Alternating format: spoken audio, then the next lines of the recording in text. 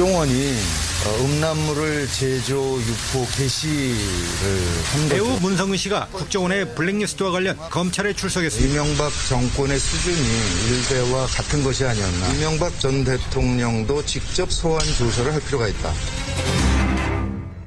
이명박 정부 시절 국정원이 만든 문학의 예술계 블랙리스트의 실체가 드러났고요. 검찰 수사 시작이 됐습니다. 어제 피해자 가운데 첫 번째로 배우 문성근 씨가 참고인 조사를 받고 왔는데요. 특히 문성근 씨의 경우는 이미지를 실추시키기 위해서 문성근 씨 얼굴이 들어간 음란물까지 만들어서 배포한 게 알려졌죠. 본인도 놀라고 국민들도 놀랐습니다. 어제 검찰 조사를 받으러 가면서 이명박 전 대통령도 직접 소환되길 바란다. 이런 말을 하기도 했던 배우 문성근 씨. 직접 만나보겠습니다. 문성근 씨 안녕하세요. 네, 안녕하세요. 고생 많으셨습니다.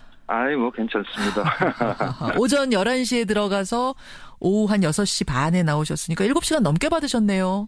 네, 그랬습니다. 그러니까 저한테 물어볼 게 많았던 거죠. 예. 그 음란 사진 말고도 2011년, 12년 이즈음에 제가 이제 그 정당 혁신과 통합을 위해서 국민의 명령이라는 운동을 했었는데요. 그렇죠.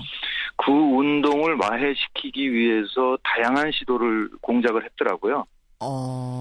네, 그러니까 SNS에 이제 종북으로 몰아라. 그다음에 찌라시에 넣어라. 어버이 연합을 동원해서 시위를 해라. 그 앞에 가서 시위해라. 이런. 그런 거죠. 그런 식의 공작이 여러 건이 있더라고요. 그중에서도 제일 어제 충격받으신 건 어떤 거였습니까? 어제 이게 모르고 가셨다가 사실 이것저것 다 조사를 받으신 건데. 그런 거죠. 사진보다야 더 충격적인 게 어디 있겠습니까? 음란 사진. 그 어버이 연합에게 2회 시비를 시키고 돈을 얼마를 준다. 이런 것들이 다 있더라고요. 그러니까 그동안 그 어버이 연합이 돈을 받으면서 할 것이다라고 짐작을 했는데 그게 국정원 문건에 그대로 드러나 있는 거죠. 그때 어버이 연합에서 나와서 뭐라고 시위했던 거 기억나세요? 무슨 문구라든지 종북 빨갱이 북한 가라 또는 내란 선동하는 문성근을 구속하라 이런 식의 시비들이었죠. 그게 다 돈 받고 한 거였다는 게 국정원 문건을 통해서 어제 확인하고 돌아오신 거군요. 그런 거죠. 다른 것도 아니고 연예인 블랙리스트에 이름이 오르고 음란 포스터에 얼굴이 합성된 주인공으로 검찰에 조사받고 오신 그 기분은 이거 참담이라고 짐작하면 맞습니까? 참담, 단어를 못 찾겠어요. 그러니까, 대통령 직속 기구인 국정원이고, 그 국정원이 내부 결재를 따박따박 받으면서 공작을 한 거잖아요. 그렇죠. 그런데, 그런 음란 사진을 만들어서 배포를 했다는 게 도무지 믿어지질 않고, 정말 국격을 단시간 안에 굉장히 드높이 휘날리셨다. 네, 이명박 대통령 대단하시다. 대단하시다. 몰랐을 리 없는 거지 않습니까? 그러니까 법적으로 뻔한 거기 때문에 그 이명박 전 대통령을 소환 조사해야 된다. 법적 책임을 물어야 된다.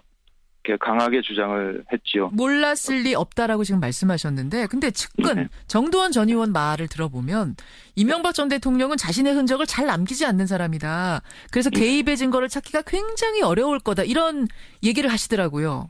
근데 이제 그 대통령께 문건으로 보고된 것들은 남아있을 거 아니겠어요? 그것만으로도 일단 소환 조사를 해야 되지 않겠느냐. 이런 이야기를 어제 검사한테 좀 건네보셨습니까?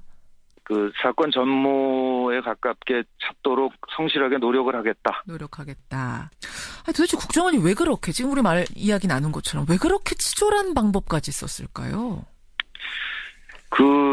대중심리학을 연구한 거 아니겠습니까? 목적한 바가 있었던 거 실질적으로 효과를 거둔 측면도 있고요. 효과를 거둔 측면도 있다고 보세요? 그럼요.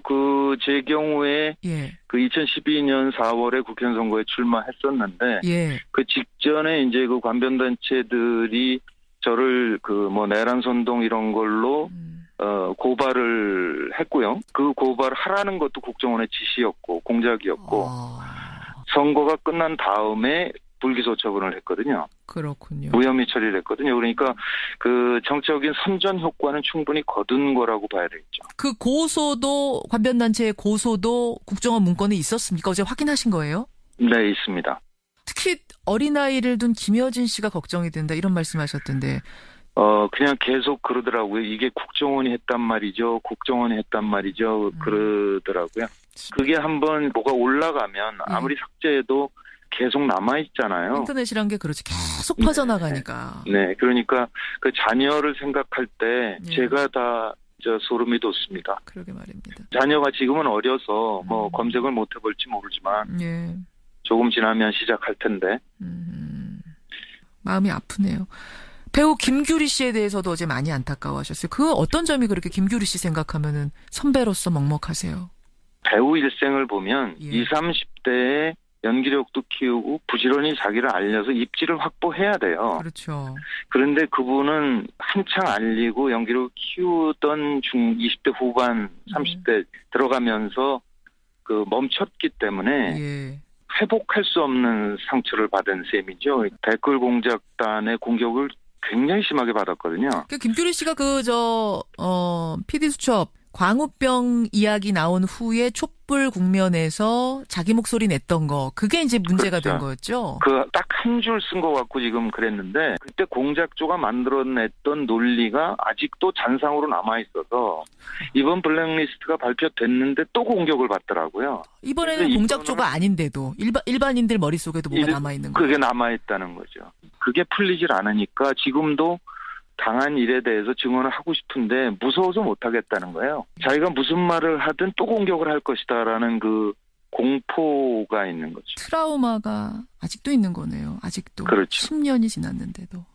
그러니까 그 블랙리스트 처음에 발표됐을 때 그렇게 울더라고 그러더라고요. 어떤 기자가 전해주는데. 김규리 씨가. 예. 저랑 통화하면서도 울대요. 아이고. 그랬군요. 무서워서 못하겠어요, 선배님. 그러면서. 아우, 그냥 펑펑 울었다고 한 얘기 전해 들으니까 마음이 많이 아픈데, 이런 피해자가 밝혀진 것만 82명입니다. 지금 드러난 것만 82명입니다. 예. MB, 정도, 네. 원세훈, 이 사람들을 상대로 민형사상 소송을 진행할 예정이시라고. 이거는 확정을 하신 겁니까?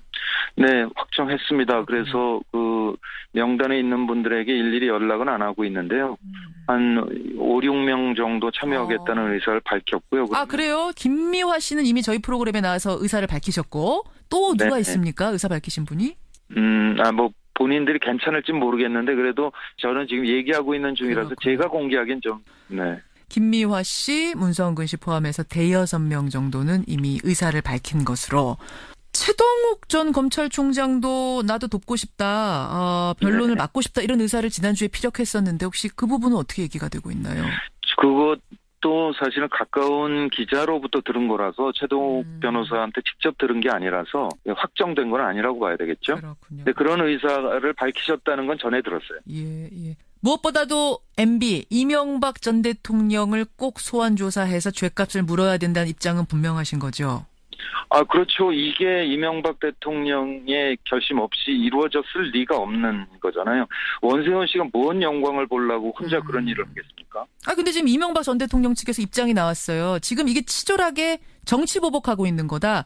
국정원의 자료를 이렇게 뒤지는 건 이건 국정원법에도 어긋나고 네. 해선 안 되는 짓이다라는 입장을 어제 냈습니다.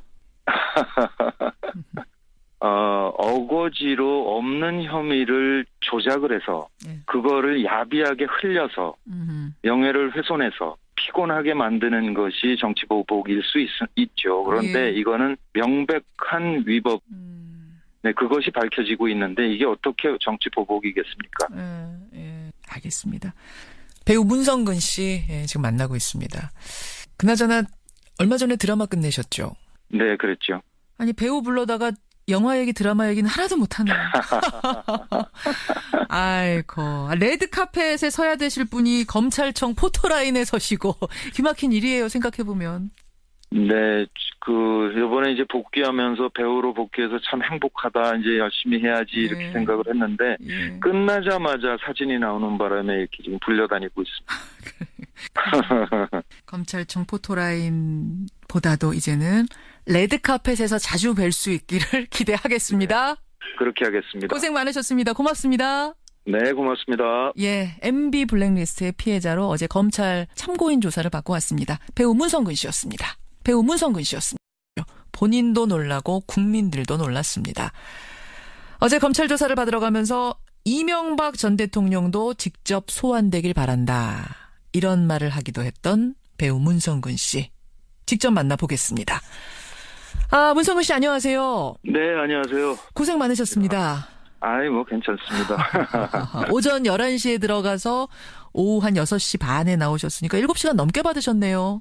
네, 그랬습니다. 그러니까 저한테 뭐 물어볼 게 많았던 거죠. 예. 그 음란 사진 말고도 그 2011년, 12년 이즈음에 제가 이제 그 정당 혁신과 통들이 다 있더라고요. 그러니까 그동안 그 어버이연합이 그 돈을 받으면서 할 것이다라고 짐작을 했는데 예. 그게 국정원 문건에 그대로 드러나 있는 거죠. 그때 어버이연합에서 나와서 뭐라고 시위했던 거 기억나세요? 무슨 문구라든지. 종북 발갱이 북한 가라, 또는 내란 선동하는 문성군을 구속하라, 이런 식의 시비들이었죠. 그게 다 돈 받고 한 거였다는 게 국정원 문건을 통해서 어제 확인하고 돌아오신 거군요. 그런 거죠. 다른 것도 아니고 연예인 블랙리스트에 이름이 오르고 음란 포스터에 얼굴이 합성된 주인공으로 검찰에 조사받고 오신 그 기분은 이거 참담이라고 짐작하면 맞습니까? 통합을 위해서 국민의 명령이라는 운동을 했었는데요. 그렇죠. 그 운동을 와해시키기 위해서 다양한 시도를 공작을 했더라고요. 네, 그러니까 SNS에 이제 종북으로 몰아라, 그다음에 찌라시에 넣어라, 어버이연합을 동원해서 시위를 해라. 그 앞에 가서 시위해라, 이런. 그런 거죠. 그런 식의 공작이 여러 건이 있더라고요. 그 중에서도 제일 어제 충격받으신 건 어떤 거였습니까? 어제 이게 모르고 가셨다가 사실 이것저것 다 조사를 받으신 건데. 그런 거죠. 사진보다야 더 충격적인 게 어디 있겠습니까? 음란 사진. 그 어버이연합에게 2회 시비를 시키고 돈을 얼마를 준다, 이런 것. 참담, 단어를 못 찾겠어요. 그러니까, 대통령 직속 기구인 국정원이고, 예. 그 국정원이 내부 결제를 따박따박 받으면서 공작을 한 거잖아요. 그렇죠. 그런데, 그런 음란 사진을 만들어서 배포를 했다는 게 도무지 믿어지질 않고, 정말 국격을 단시간 안에 굉장히 드높이 휘날리셨다. 네, 이명박 대통령 대단하시다. 대단하시다. 몰랐을 리 없는 거지 않습니까? 국정원이 음란물을 제조, 유포, 게시를 한 거죠. 배우 문성근 씨가 국정원의 블랙리스트와 관련 검찰에 출석했습니다. 이명박 정권의 수준이 일대와 같은 것이 아니었나. 이명박 전 대통령도 직접 소환 조사를 할 필요가 있다. 이명박 정부 시절 국정원이 만든 문학의 예술계 블랙리스트의 실체가 드러났고요. 검찰 수사 시작이 됐습니다. 어제 피해자 가운데 첫 번째로 배우 문성근 씨가 참고인 조사를 받고 왔는데요.